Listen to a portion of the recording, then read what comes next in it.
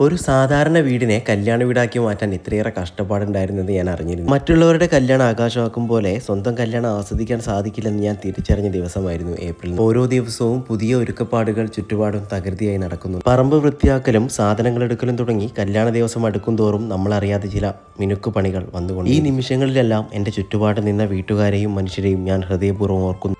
ഒരുപക്ഷെ അവരെല്ലാം എന്നേക്കാളേറെ ഈ കല്യാണം ആഘോഷമാക്കാൻ മുന്നിൽ നിന്നവരാണ്. കല്യാണത്തിന് കുറച്ച് ദിവസം മുൻപെങ്കിലും എല്ലാം തീർക്കണമെന്നായിരുന്നു മനസ്സിൽ. പക്ഷേ ചിലതെല്ലാം കല്യാണത്തിന് അടുപ്പിച്ചാണ് തീർന്നത്. പന്തല് പണി തുടങ്ങിയതും വീട്ടിൽ ആളുകൾ വന്നു തുടങ്ങിയതും ഒരേ സമയത്തായിരുന്നു. നല്ല വെയിലും ചൂടും. വീടിനകത്തും പുറത്തും ഒരുപോലെ പണി നടക്കുന്ന ദിവസങ്ങളായിരുന്നു കടന്നുപോയിരുന്നത്. എല്ലാ പണികളും തീർന്നെന്ന് വിചാരിക്കുമ്പോൾ ഉടനെ വരും അടുത്ത പണി. 3-4 ദിവസം എടുത്താണ് പന്തല് പണി തീർന്നത്. പിന്നീടുള്ള പണി പറമ്പ് വൃത്തിയാക്കുക എന്നുള്ളതാണ്. പഴയതെല്ലാം പെയിന്റ് അടിച്ച് പുതുമയുള്ളതാക്കണം. പന്തലിന് താഴെ ആളുകൾക്ക് ഇരിക്കാൻ സ്ഥലമൊരുക്കണം. നല്ല ചൂടും പൊടിയും. ഞാനിങ്ങനെ ഓരോ ദിവസവും വീടിനെ നിരീക്ഷിക്കും.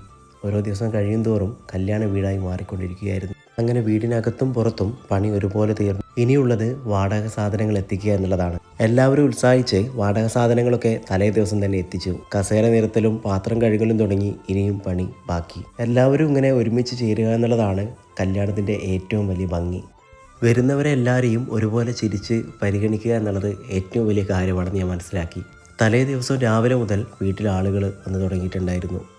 എല്ലാവരും പല വഴികളിലായി പല പണികളിലായി തിരക്കിലായി. റിസപ്ഷന് സ്റ്റേജ് സെറ്റാക്കുന്ന ഒരുക്കമാണ് നിങ്ങളിപ്പോൾ കാണുന്നത്. ഒരു മഴ കിട്ടിയിരുന്നെങ്കിലും നാശിച്ചു നിന്ന സമയം തലേ ദിവസം രാത്രി നല്ല കല്യാണം മഴ കൊണ്ടുപോകുമോ എന്ന് ഞാൻ പേടിച്ചു. പക്ഷേ അത് കല്യാണത്തിൻ്റെ അന്ന് രാവിലെ വല്ലാത്തൊരു ടെൻഷനായിരുന്നു. അച്ഛൻ്റെയും അമ്മയുടെ അനുഗ്രഹം വാങ്ങിയാണ് ഇറങ്ങിയിട്ടുണ്ടായിരുന്നത്. 11 മണിക്കാണ് വീട്ടിൽ നിന്ന് ഇറങ്ങിയിട്ടുണ്ടായിരുന്നത്. 11:15 12 മണിക്കിടയ്ക്കാണ് മുഹൂർത്തം. കൃത്യം 11:30 ഞങ്ങൾ അവിടെ ചെറിയ ടെൻഷൻ ഉണ്ടായിരുന്നു.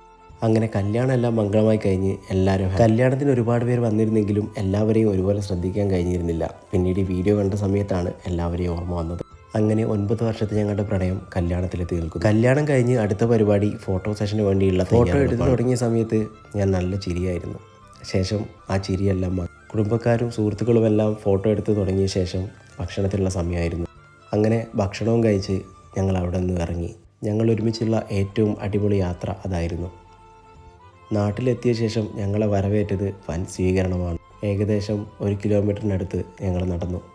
കല്യാണം എന്നത് നാട്ടിലും വീട്ടിലും ഒരുപോലെ. ശേഷം വീട്ടിലെത്തി എല്ലാവരുടെയും ആഘോഷങ്ങൾ കഴിഞ്ഞ് റിസപ്ഷന് വേണ്ടിയുള്ള തയ്യാറെടുപ്പ്. അങ്ങനെ രാത്രി റിസപ്ഷനും കഴിഞ്ഞ് DJ യും ഗാനമേളയും എല്ലാം ആസ്വദിച്ച് കല്യാണം മംഗളമായി. ശുഭം.